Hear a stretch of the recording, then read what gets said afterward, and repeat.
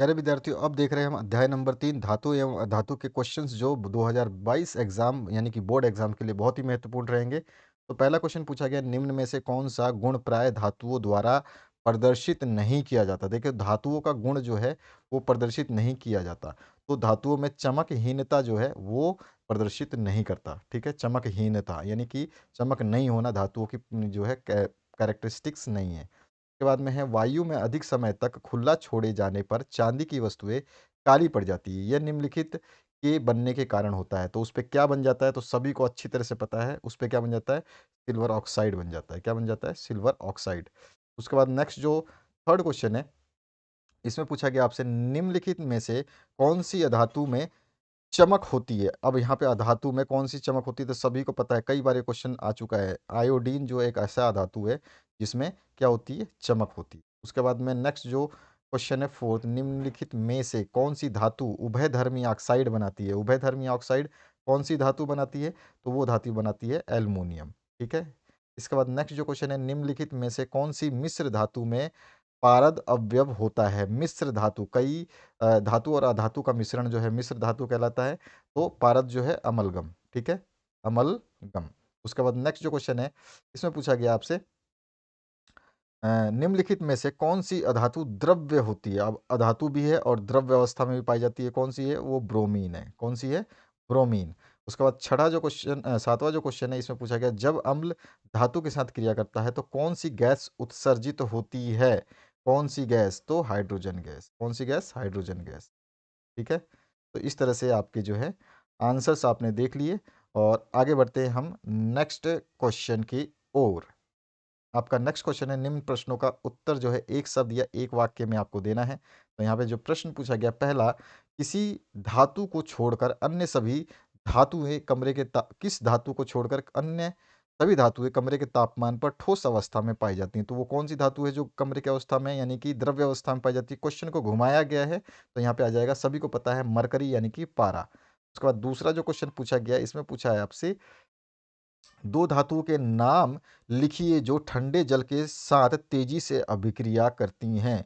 तो दो धातुएं एकदम आपने सही सोच लिया, सोडियम और पोटेशियम। ठीक है, सोडियम और पोटेशियम। उसके बाद तीसरा, एक्वा रेजिया में सांद्र हाइड्रोल क्लोरिक अम्ल एवं सांद्र नाइट्रिक अम्ल का मिश्रण किस अनुपात में मिलाया जाता है। ये बहुत ध्यान रखना है। इसका अनुपात होता है 3:1, 3:1। यानी कि एक्वारेजिया में जो है सांद्र हाइड्रोक्लोरिक अम्ल जो है 3 और सांद्र नाइट्रिक अम्ल जो है 1 अनुपात में। यानी कि अगर मैं बोलूं कि 3 बूंद इसकी और 1 बूंद इसकी, समझ में आ गया। उसके बाद चौथा जो क्वेश्चन है, आयनिक यौगिकों का गलनांक एवं क्वथनांक उच्च क्यों होता है। तो आयनिक यौगिकों का, क्योंकि अधिक अंतर जो है आयनिक आकर्षण बल के कारण। ठीक है, आयनिक आकर्षण बल के कारण। ठीक है, आयनिक आकर्षण बल में अधिक अंतर होने के कारण, ऐसा लिखोगे आप तो ज़्यादा बेस्ट रहेगा। आयनिक आकर्षण बल में अधिक अंतर होने के कारण। ठीक है। अमलगम किसे कहते हैं, तो सभी को कई बार मैंने बताया, धातु तथा पारा का मिश्रण, किसी भी धातु का और पारा के साथ जब मिश्रण कराया जाता है तो उसको अमलगम बोलते हैं। उसके बाद में यशद लेपन किसे कहते हैं। यशद लेपन जो है धातु पर जस्ते की परत चढ़ाने की प्रक्रिया यशद लेपन कहलाती है। धातु पर जस्ते की परत चढ़ाने की प्रक्रिया यशद लेपन कहलाती है।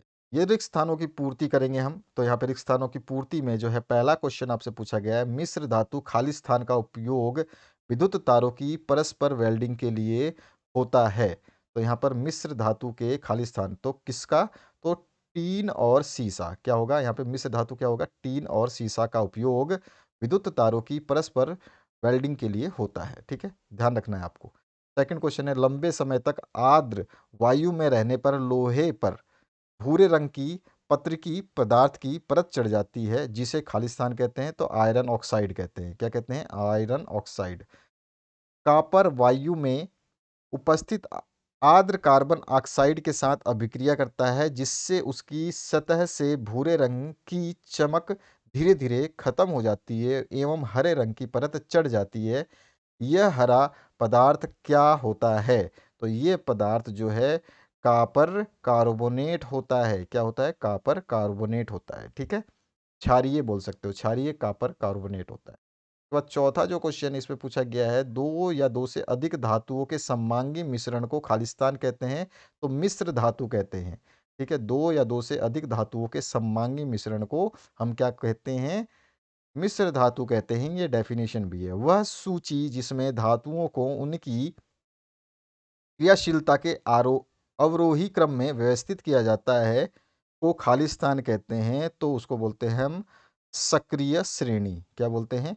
तो उसको हम सक्रिय श्रेणी कहेंगे। ठीक है, तो ये आप इसका आंसर लिख लेंगे। चलिए आगे बढ़ते हैं। ये आपको जोड़ियां मिलानी थी, अलग अलग पेज पे थी, तो इसलिए पहले मिला दी, कोई फर्क नहीं पड़ता। सभी धातुएं जो होती हैं धातु ऑक्साइड का निर्माण करती हैं। ठीक है, एनोडीकरण जो है एल्युमिनियम की वो है कैरेक्टरिस्टिक है। सोडियम हमेशा मिट्टी के तेल में केरोसिन में रखा जाता है। और कार्बन अधातुएं जो है ये अपरूपता प्रदर्शित करती हैं, और धातु जो है वो विद्युत की चालक होती है। इस तरह से हमारा हमारा जो है ये सारा आंसर हो गया। इसके बाद में अतु लघु उत्तरीय प्रश्न जो हैं इनको आप सारे के सारे डिस्क्रिप्शन बॉक्स में जा करके जो भी आपके pre board exam papers, model papers solve करवाए हैं, अर्धवार्षिक पेपर सॉल्व करवाए हैं, उनमें सारे के सारे आंसर्स अवेलेबल है लिखित रूप से। तो आपको कोई टेंशन नहीं है, सभी के एग्जाम्पल्स दिए गए हैं, सभी के रिएक्शंस दिए गए हैं, सब कुछ वेरी मतलब काइंड तरीके से आपको आसान तरीके से बताया गया है, तो आप इनको देख सकते हैं। ठीक है, तो इसके बाद में हम नेक्स्ट चैप्टर या अध्याय नंबर 4 कार्बन एवं उसके यौगिक को डिस्कस करेंगे। Thank you very much, have a good day.